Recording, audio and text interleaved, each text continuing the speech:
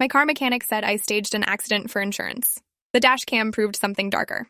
The collision happened on Route 9 during my morning commute, a Wednesday in October when the leaves were turning and the roads were slick with overnight rain. I was driving to my shift at Memorial Hospital, where I worked as a pediatric nurse, running slightly late because my daughter Zoe had missed the school bus, and I'd had to drive her myself. The silver SUV came out of nowhere, running a red light at the intersection near the shopping plaza, slamming into my passenger side hard enough to deploy both airbags and send my car spinning across 2 lanes. I remember the sound of metal crushing, glass shattering, my head snapping sideways despite the seatbelt, then silence except for the ringing in my ears and the hiss of my radiator. I sat there shaking, checking myself for injuries, finding nothing worse than bruises forming across my chest from the seatbelt and a cut on my forehead from where my glasses had broken. The other driver didn't get out of his vehicle. Through my cracked windshield, I could see him slumped over his steering wheel, not moving.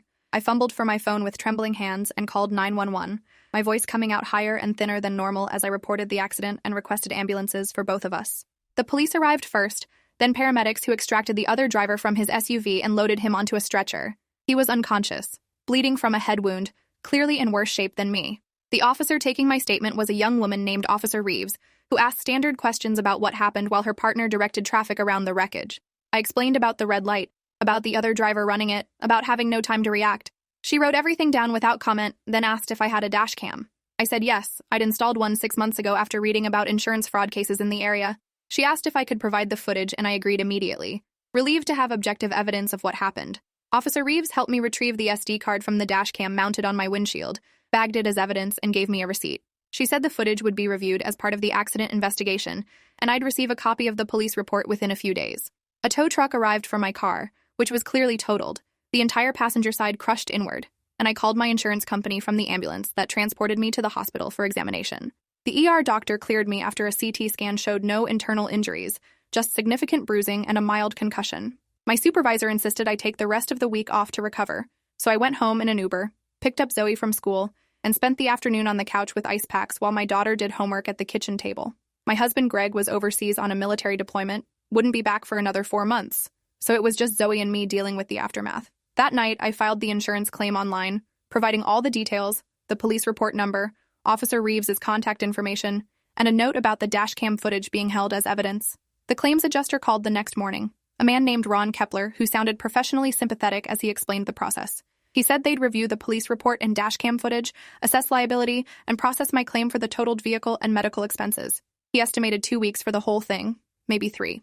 I thanked him and tried not to think about how I'd get to work without a car, how I'd afford a replacement, how Greg's deployment salary barely covered our bills even before this disaster. My car was towed to Fuller's Auto Body, the shop my insurance company contracted with for damage assessment and repairs. I'd driven past Fuller's 100 times, a large facility on the industrial side of town with a chain-link fence surrounding rows of damaged vehicles. I'd never needed their services before and hoped never to need them again. 3 days after the accident, I got a call from someone at Fuller's asking me to come in and discuss my vehicle. The man on the phone identified himself as Kyle Brennan, the shop manager, and his tone was odd, formal, and cold in a way that made me nervous. I asked if there was a problem with the assessment. He said we needed to talk in person, that there were concerns about the accident circumstances, and I should come to the shop as soon as possible. I agreed to meet him the next afternoon, feeling a knot of anxiety form in my stomach. Concerns about the accident circumstances? What did that mean? The other driver had run a red light. The dash cam would show that clearly. What concerns could there possibly be? I took an Uber to Fuller's Auto Body the next day, arriving at 2 in the afternoon to find the place busy with mechanics working on various vehicles in the large garage bays. The reception area smelled like motor oil and coffee, with worn chairs and outdated magazines scattered on a scratched table. A young woman at the front desk directed me to Kyle Brennan's office in the back. I found him sitting behind a desk covered in paperwork and computer monitors showing security camera feeds from around the shop. He was maybe 45, heavyset with graying hair and sharp eyes that assessed me the moment I walked in. He didn't stand or offer to shake my hand, just gestured to the chair across from his desk and said, "Mrs. Whitmore, thank you for coming in. We need to discuss your accident claim." I sat down, my purse clutched in my lap, and asked what this was about. Kyle leaned back in his chair, his expression unreadable, and dropped a bomb that made my entire world tilt. "I've reviewed your dashcam footage and the damage to your vehicle. In my professional opinion, you staged this accident for the insurance payout." I stared at him, certain I'd misheard. "I'm sorry, what?" Kyle pulled up something on his computer and turned the monitor so I could see. It showed still frames from my dash cam, the moments before impact, the silver SUV running the red light, the collision itself. "Look at your steering here," he said, pointing to one frame. "You had time to brake or swerve. You didn't. You maintained speed and trajectory directly into the impact zone. That's not the behavior of someone trying to avoid an accident. That's the behavior of someone ensuring an accident happens. I felt my face flush with anger and disbelief. I had maybe 2 seconds between seeing him run the light and impact. I hit my brakes. You can see the brake lights activate in the footage. Kyle shook his head. Brake lights activate, but your vehicle doesn't slow significantly before impact. The physics don't match. And then there's the matter of the other driver. He pulled up another document, a police report. The driver who hit you, Lawrence Vega, had a blood alcohol level of 0.21, severely intoxicated. He's got 3 prior DUIs and a suspended license. You're telling me you just happened to be at that intersection at the exact moment a repeat drunk driver ran a red light? The implication was clear and offensive. Are you suggesting I somehow arranged for a drunk driver to hit me? That's insane. Kyle's expression remained neutral. I'm suggesting the circumstances are suspicious.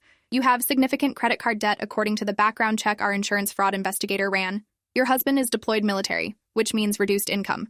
You're a single mother, essentially, struggling financially, and then you have a convenient accident with a drunk driver who's clearly at fault, positioning yourself for a substantial insurance payout. I stood up, my hands shaking with rage. I'm a pediatric nurse. I save children's lives for a living. I would never stage an accident, never put myself at risk like that, never involve an innocent drunk driver if such a thing even exists in some insurance fraud scheme. This is offensive and absurd. Kyle stood too, his posture aggressive. Mrs. Whitmore, I've been in this business for 20 years. I can spot a staged accident a mile away. The trajectory, the lack of evasive action, the convenient drunk driver, your financial situation. It all adds up. I'm denying your claim and reporting this to the National Insurance Crime Bureau. I couldn't breathe. This wasn't happening. You can't deny my claim based on your conspiracy theory. The police report shows the other driver ran a red light while drunk. That's not my fault. Kyle sat back down, dismissing me with a wave. The police report shows what happened, not why. I'm within my rights as the assessing mechanic to flag suspicious claims. If you disagree, you can hire an attorney and sue your insurance company. Good luck with that. I left his office on autopilot, my mind reeling. This couldn't be happening. I'd been the victim of a drunk driver running a red light, had physical injuries and a totaled car, and now I was being accused of insurance fraud by a mechanic who thought he was some kind of detective. I called Ron Kepler, my claims adjuster, from the parking lot. He answered on the third ring, and his tone immediately confirmed my worst fears. Mrs. Whitmore, I was just about to call you. We've received Kyle Brennan's assessment and recommendation. Based on his findings, we're denying your claim pending further investigation. You'll receive official notification in writing within 5 business days. I tried to explain that Kyle's theory was ridiculous, that the dash cam clearly showed me as the victim, that I had no motive or ability to stage an accident with a drunk driver.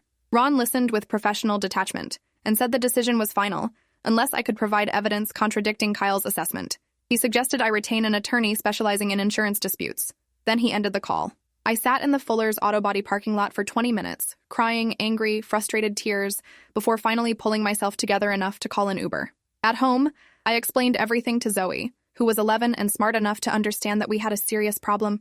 She asked if this meant we couldn't afford a new car. I said I didn't know, that I'd figure something out, that everything would be okay. The lies parents tell their children when nothing is okay.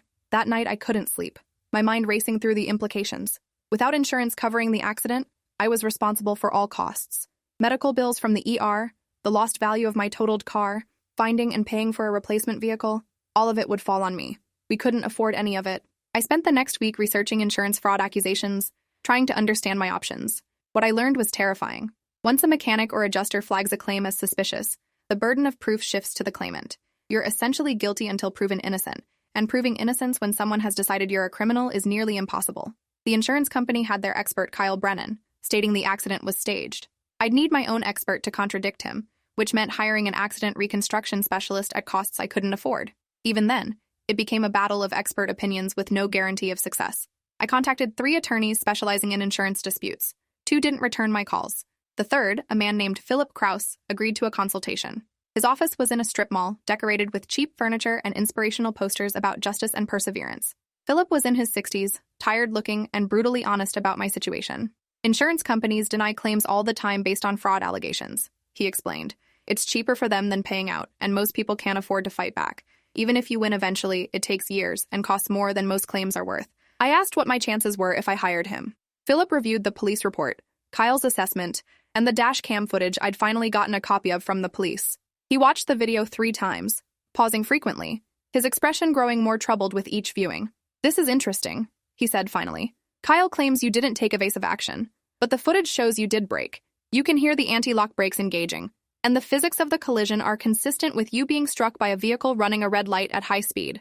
Kyle's assessment seems based more on his assumptions about your financial situation than actual evidence. I felt a surge of hope. Philip held up a hand. However, proving that will require expert testimony, accident reconstruction, financial analysis to show you had no motive, all of which costs money up front. We're looking at $15,000 to $20,000 to properly fight this, and there's no guarantee you'll win. If you lose, you're out that money plus the original costs you're trying to recover. I thanked him and left, feeling defeated. I didn't have $15,000. I barely had $1,500. The official denial letter arrived 5 days after my meeting with Kyle Brennan. It was coldly professional, citing Kyle's assessment and the suspicious circumstances, informing me that my claim had been denied, and I had 30 days to appeal with additional evidence. The letter also mentioned that the claim had been reported to the National Insurance Crime Bureau for investigation into potential fraud. I'd gone from victim to suspected criminal in less than 2 weeks. My coworkers at the hospital started looking at me differently after word got around about the fraud accusation. Hospital administration called me in for a meeting, expressing concern about the allegations. They assured me I wasn't being fired, but I was being placed on unpaid leave pending the outcome of the insurance investigation. They couldn't have a staff member under investigation for fraud working with patients and families. It was a liability issue. I understood their position, but that didn't make losing my income any less catastrophic. Zoe and I were now surviving on Greg's deployment salary alone, which barely covered our mortgage and basic expenses. I'd been the primary earner. Without my nursing income, we were drowning. I called Greg overseas, crying, trying to explain what was happening. The connection was terrible, cutting in and out, and I knew he had limited time to talk. He was furious about the fraud accusation, wanted to come home immediately and fix everything, but I told him he couldn't. His unit was in the middle of critical operations. Early return wasn't an option. He promised he'd call his commanding officer anyway, see what could be done. I told him not to, that I'd handle it, that I just needed to vent. We said I love you and ended the call, both of us knowing he was helpless to do anything from 6,000 miles away. That night, I pulled out the dashcam footage again and watched it myself, really watched it, trying to see what Kyle Brennan had seen. The video was clear. My car approaching the intersection. The light was green for me. The silver SUV entering from the right, running the red light, no brake lights visible on his vehicle. Impact occurring in the intersection. My brake lights were visible in the reflection off a store window I was passing. I'd definitely hit my brakes. Kyle's assessment that I hadn't tried to avoid the accident was simply wrong. But why would he lie? The next morning, I received a call from a detective with the County Fraud Task Force. His name was Detective Arthur Cross, and he wanted to meet with me to discuss my accident and the insurance fraud allegations. I agreed immediately, seeing this as an opportunity to clear my name with law enforcement. We met at a coffee shop near the police station. Detective Cross in plain clothes, mid-40s with a wedding ring and a notebook. He recorded our conversation after asking my permission, and proceeded to ask detailed questions about the accident, my finances, my relationship with Lawrence Vega, the drunk driver. I explained I'd never met or heard of Lawrence Vega before the accident. Detective Cross made notes and asked if I'd known Vega's history of DUIs. I said no, I'd learned about that from Kyle Brennan. The detective asked about my financial situation, and I admitted I had credit card debt, who didn't, but nothing desperate enough to risk my life in a staged accident. He asked about my husband's deployment and whether the reduced income had created pressure. I said yes, it created pressure, but not the kind that drove people to insurance fraud. Detective Cross closed his notebook and looked at me directly. Mrs. Whitmore, I'll be honest with you. This case doesn't feel right to me. I felt hope bloom in my chest. What do you mean? Detective Cross leaned back in his chair. Kyle Brennan has flagged 6 accidents as fraudulent in the last 18 months. That's unusually high for a shop his size. Most mechanics go years without spotting even one staged accident. I pulled the files on his previous fraud claims, and there's a pattern. All 6 were women, all 6 had financial difficulties, all 6 were denied their insurance payouts, and all 6 cases were eventually dropped or settled quietly. He paused. I think Kyle Brennan might be targeting vulnerable women with fraud accusations to help insurance companies deny claims. The implications were staggering. But why? What does he get out of it? Detective Cross pulled out his phone and showed me something. Fuller's Auto Body has an exclusive contract with Midwest Mutual Insurance, your insurance company. They handle all damage assessments and repairs for Midwest Mutual clients in this region. That contract is worth millions annually. If Kyle consistently helps Midwest Mutual deny claims by flagging them as fraud, he's saving them enormous amounts of money. In return, Midwest Mutual keeps renewing Fuller's contract and probably throws in performance bonuses. I felt sick. So he's falsely accusing people of fraud for profit? Detective Cross nodded grimly. I can't prove it yet, but that's my working theory. The problem is he's careful. His assessments are technically within his purview as a mechanic. He claims professional judgment. The women he's targeted haven't had the resources to fight back effectively. Most just accepted the denial and moved on because fighting would cost more than the original claim. I asked what I could do.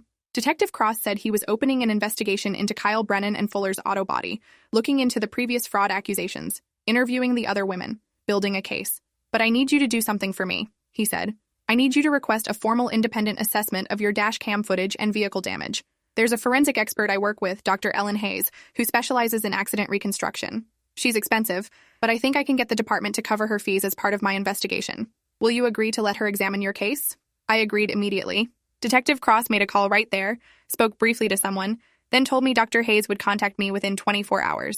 Dr. Ellen Hayes called me that evening. She was professional and direct, explaining that she'd been briefed by Detective Cross and was willing to examine my case pro bono as part of his investigation into Kyle Brennan.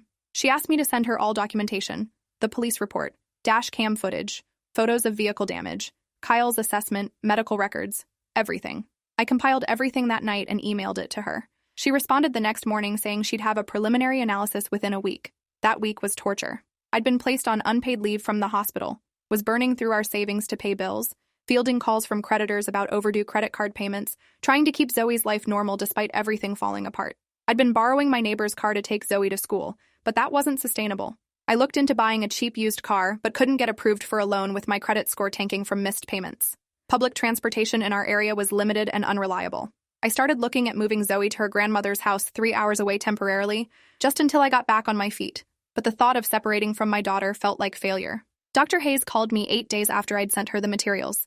Mrs. Whitmore, I've completed my analysis of your accident, and I need to show you something concerning in your dash cam footage. Can you meet me at my office tomorrow? I agreed immediately, taking another Uber I couldn't afford to her office in a professional building downtown. Dr. Hayes was a woman in her 50s with short silver hair and intense focus. Her office was filled with computer equipment and scale models of vehicles. She gestured me to sit beside her at a large monitor and pulled up my dash cam footage. I've watched this approximately 40 times, she said. Kyle Brennan's assessment that you failed to take evasive action is demonstrably false. The brake engagement is visible and audible. The physics of the collision match perfectly with you being struck by a vehicle traveling approximately 50 miles per hour through a red light. You are unquestionably the victim here. Relief flooded through me. So you'll testify to that? Dr. Hayes held up a hand. Yes, absolutely. But that's not why I called you here. Watch this. She advanced the video frame by frame to about 30 seconds before the collision, then zoomed in on something in the background. The footage showed my normal approach to the intersection, but in the background, partially visible through my windshield, was a dark blue sedan parked on the side street adjacent to the intersection. Dr. Hayes zoomed in further. Inside the sedan, barely visible, was someone holding what looked like a phone or small device pointed toward the intersection. I've enhanced this as much as possible, Dr. Hayes said, pulling up clearer images. This person is parked in a position with clear sight lines to the intersection. Based on their posture and hand position, they appear to be filming or photographing the intersection. I didn't understand the significance. Maybe they were just on their phone? Dr. Hayes advanced the footage. Watch what happens after your collision. The video showed my car spinning after impact, coming to rest, the chaos immediately following. In the background, the dark blue sedan immediately pulled out and drove away, not toward the accident to help, but away from it, quickly. Someone was filming your intersection at the exact moment a drunk driver ran a red light and hit you. Then they left immediately without stopping to help or provide witness testimony. That's not normal behavior. I felt my skin crawl. What are you saying? Dr. Hayes turned in her chair to face me. I'm saying there's a possibility this accident wasn't random. Someone may have been waiting for it, expecting it, possibly even ensuring it happened. My mind couldn't process that. But the drunk driver, Lawrence Vega, he was intoxicated. The police tested him. How could someone arrange that? Dr. Hayes pulled up more files. I did some research on Lawrence Vega after Detective Cross shared his information with me. Vega has 3 prior DUIs, all within the last 5 years. He's a severe alcoholic. On the morning of your accident, he'd been drinking at a bar called Murphy's Tavern from 6 a.m. until about 8:30 a.m. The bartender, a man named Colin Dwyer, served him at least 8 drinks that morning, knowing Vega was driving. Vega left the bar at approximately 8:45 a.m. Your accident occurred at 9:15 a.m., about 5 miles from Murphy's Tavern. The route from the bar to the accident location goes directly past Fuller's auto body. She let that sink in. I think someone knew Vega's patterns, knew he'd be driving drunk that morning, and possibly directed him toward that intersection at that specific time. I stood up, my legs shaking. You're saying someone orchestrated my accident? That's insane. Why? For what purpose? Dr. Hayes' expression was grave. I don't know yet, but consider the sequence of events. You have a collision with a drunk driver that's clearly his fault. Instead of your claim being processed normally, Kyle Brennan at Fuller's auto body, who has a financial relationship with your insurance company, flags it as fraud. Your claim gets denied, you lose your income, you're reported to law enforcement. All of this creates significant financial and legal pressure on you. What if that was the goal? I sat back down, my mind racing. But who would want to do this to me? I'm a nurse. I don't have enemies. I don't have money worth stealing. This doesn't make sense. Dr. Hayes nodded. That's what we need to figure out. Detective Cross is going to want to speak with you again after seeing my analysis. There's something else going on here, something bigger than insurance fraud. She was right. This wasn't just about a denied claim anymore. This was about someone deliberately arranging for me to be hit by a drunk driver and then ensuring I'd be accused of staging it. Someone had targeted me specifically, and I had no idea who or why. Detective Cross called me that afternoon after Dr. Hayes sent him her analysis. He wanted to meet immediately, but this time at the police station in an interview room. The seriousness in his voice made my anxiety spike. When I arrived, he had another detective with him, a woman named Detective Lucia Fern who worked in the organized crime unit. That alone told me this had escalated beyond a simple insurance fraud investigation. We sat in a small room with a recording device on the table between us. Detective Cross explained that Dr. Hayes' findings had changed the nature of the investigation. We're no longer just looking at Kyle Brennan's fraudulent assessments, he said. We're investigating the possibility of a conspiracy to stage accidents for purposes we don't yet understand. Detective Fern took over. Mrs. Whitmore, I need you to think carefully. Is there anyone in your life who might want to harm you or your family? Anyone with a grudge, a financial motive, any reason to target you specifically? I thought through everyone I knew. Coworkers, friends, family, neighbors. No one. I'm a pediatric nurse. I keep my head down. I don't have drama in my life. Detective Fern pulled out a file. What about your husband's deployment? Is there anyone who might target you to get to him? I shook my head.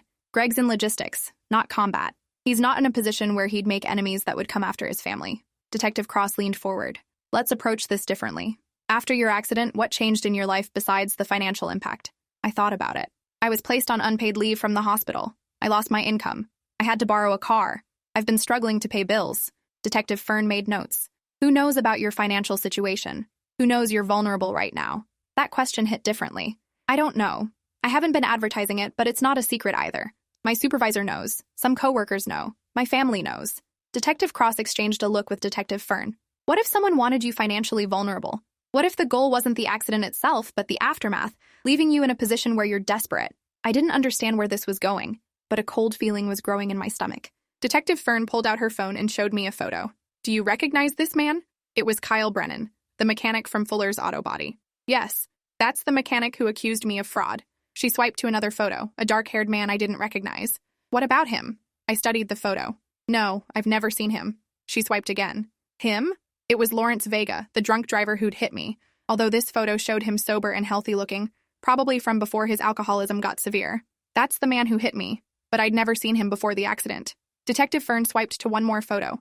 This one showed a woman in her 30s, professionally dressed. Her? I looked closely at the photo and felt recognition tickle the back of my mind. I don't know. Maybe. She looks familiar, but I can't place her. Detective Fern set the phone down. Her name is Victoria Lang. She works as a loan officer at Midwest Regional Bank. You refinanced your mortgage through that bank 2 years ago. Suddenly I remembered. Yes, she processed our refinance. We met with her once or twice. What does she have to do with this?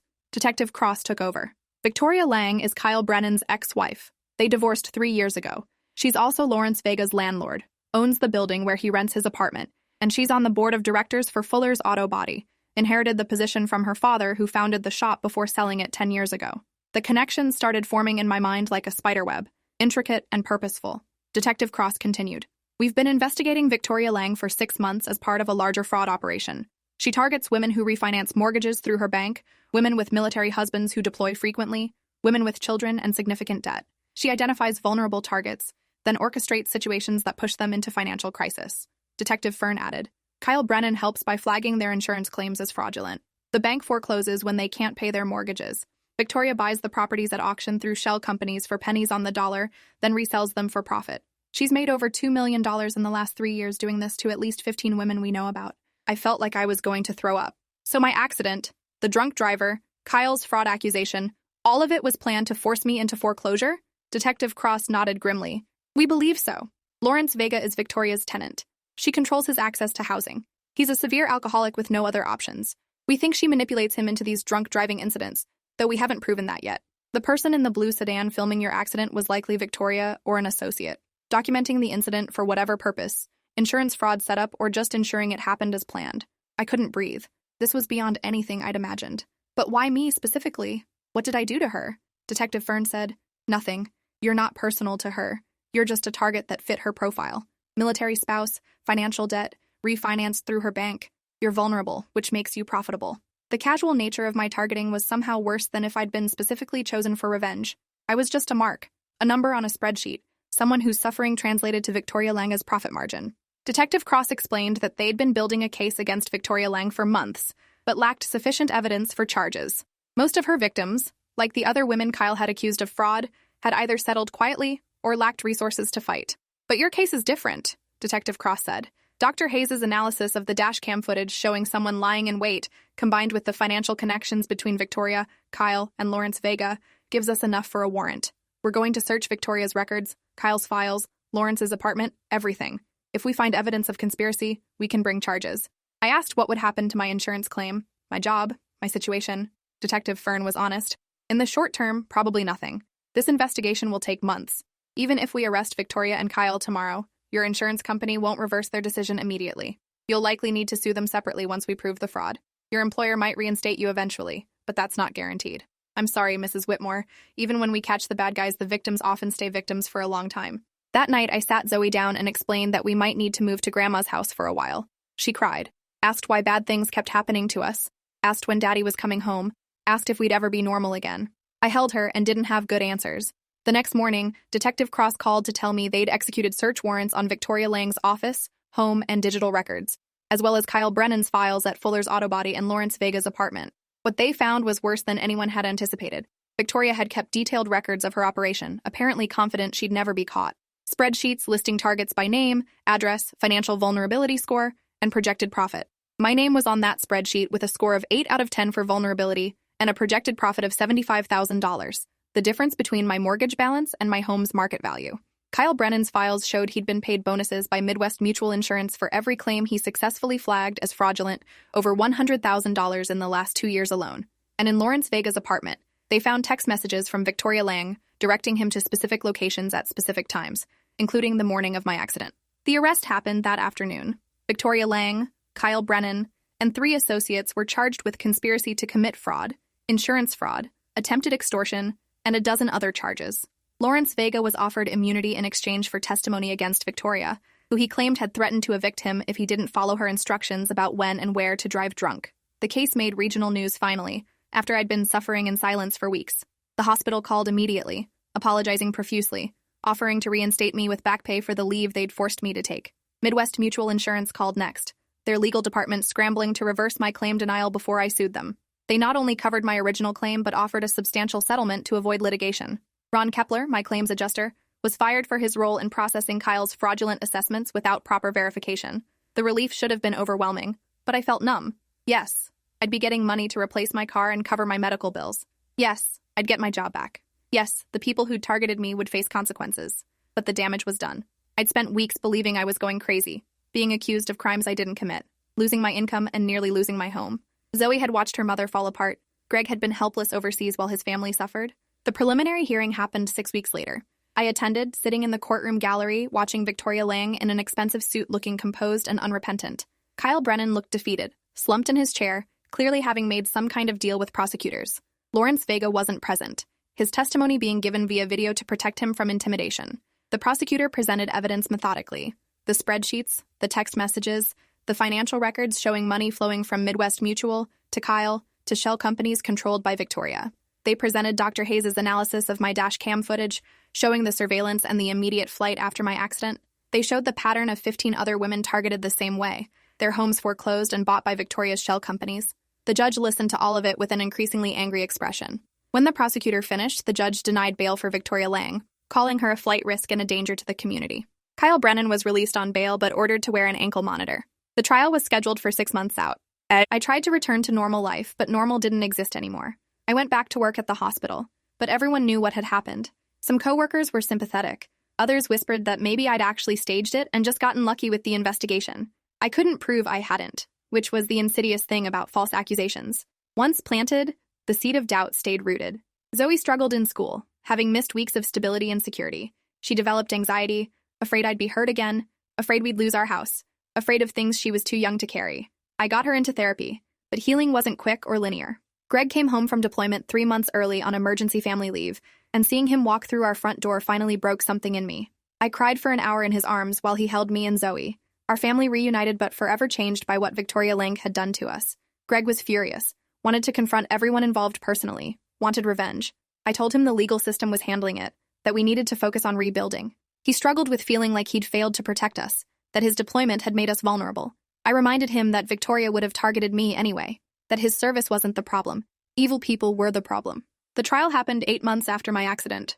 Victoria Lang's defense attorney tried to argue that she was simply a savvy businesswoman, that Kyle Brennan had acted independently in flagging claims as fraudulent, that Lawrence Vega's drunk driving was his own choice and responsibility. The prosecution systematically demolished these arguments. They presented 15 women who testified about losing their homes after accidents flagged as fraudulent by Kyle Brennan. They showed Victoria's spreadsheets ranking us by vulnerability. They played recordings of text messages between Victoria and Kyle coordinating which claims to target. They presented Lawrence Vega's testimony that Victoria had directly told him when and where to drive after she'd watched him drink all morning at Murphy's Tavern, that she'd threatened his housing if he didn't comply. The evidence was overwhelming and damning. During my testimony, I had to recount the entire nightmare: the accident, the accusation, the denial, the financial devastation, the investigation, all of it. Victoria's attorney tried to make me look like I was exaggerating the impact, but the prosecutor presented my medical records showing anxiety and depression diagnoses after the incident, Zoe's therapy records, documentation of bills going to collections, everything. The jury deliberated for less than 4 hours. Guilty on all counts for Victoria Lang, guilty on multiple counts for Kyle Brennan. The courtroom erupted in relief from the other victims attending. Victoria showed emotion for the first time, her composed mask cracking as bailiffs handcuffed her. Sentencing came 2 weeks later. The judge was harsh and specific. Victoria Lang received 22 years in federal prison without possibility of parole for 15 years. She'd targeted vulnerable women systematically, weaponized their financial insecurity, and destroyed families for profit. The judge called it one of the most calculated and callous schemes she'd seen in 30 years on the bench. Kyle Brennan received 8 years for his role, his cooperation with investigators earning him a reduced sentence. Lawrence Vega received probation and mandatory rehabilitation, deemed more victim than perpetrator. Midwest Mutual Insurance faced separate civil penalties and was forced to implement new fraud investigation protocols to prevent mechanics from weaponizing the assessment process. Fuller's Auto Body lost their insurance contracts and eventually closed, unable to survive the scandal. The civil lawsuit I filed against Victoria Lang and Midwest Mutual settled for an amount I'm not allowed to disclose, but it was enough to pay off our mortgage, cover Zoe's college fund, and provide a financial cushion that meant I'd never be that vulnerable again. The other 14 victims received similar settlements. Victoria's assets were seized and distributed among us as restitution. Her $1 million home, her investment properties, her luxury vehicles, all of it was liquidated to pay for the lives she'd destroyed. I took particular satisfaction in knowing that the house she'd been planning to steal from me through foreclosure was instead sold to cover part of my settlement. Greg stayed home from deployment for a year under family hardship provisions, helping Zoe and me heal. We did family therapy, rebuilt our sense of safety, slowly learned to trust the world again. Zoe's anxiety improved with time and support. She stopped having nightmares about losing our house. She started laughing again at silly things, being a kid again instead of carrying adult worries. Greg and I grew closer through the trauma, our marriage strengthened by surviving something that could have destroyed us. I never drove through that intersection again, taking alternate routes even though it added time to my commute. Some places stay haunted. 3 years after Victoria Lang was sentenced, I received a letter forwarded through her prison. She'd written to me, and the victim advocate coordinator asked if I wanted to read it. I debated for a week before opening it. The letter was 2 pages of excuses and justifications. She claimed she'd been desperate after her divorce from Kyle, that she'd needed money to maintain her lifestyle, that the women she'd targeted were just business opportunities, nothing personal. She said she'd been good at identifying weakness because she'd been weak herself once, that she understood vulnerability because she'd experienced it. She said she regretted the pain she'd caused but framed it as unfortunate collateral damage in pursuit of financial stability. There was no real apology, no genuine remorse, just explanations for why her actions made sense from her perspective. She ended by saying she hoped I'd eventually forgive her because holding on to anger would only hurt me. I read it twice, then put it through a shredder. Victoria Lang had targeted me because I was vulnerable, had orchestrated my suffering for profit, and even now couldn't genuinely acknowledge the harm she'd caused. Forgiveness wasn't on the table. Moving forward without her in my thoughts was. 5 years after the accident that wasn't an accident, I sat in the audience at Zoe's 8th grade graduation, watching my daughter accept an award for academic achievement. Greg was beside me, his hand in mine, both of us crying proud tears. Zoe had survived her mother's nightmare and thrived anyway, becoming strong and resilient and kind, despite witnessing so much cruelty. After the ceremony, she ran to us for hugs, clutching her certificate, talking about high school and her plans for summer. She mentioned wanting to visit the beach like we used to before everything happened. Greg and I looked at each other and nodded. We could do that now. We could afford vacations. We could afford security. We could afford joy. Victoria Lang had tried to destroy us for $75,000 in profit, had calculated my vulnerability, and manipulated my suffering, and had ultimately lost everything while I slowly rebuilt everything she'd tried to take. That wasn't forgiveness or closure, or even justice in the cleanest sense, but it was enough. Survival despite someone's best efforts to break you is its own victory, and watching Zoe shine, untouched by Victoria's shadow, was the only revenge I needed. If you enjoyed this, you'll definitely want to see the next ones too. So subscribe now and let me know your take in the comments.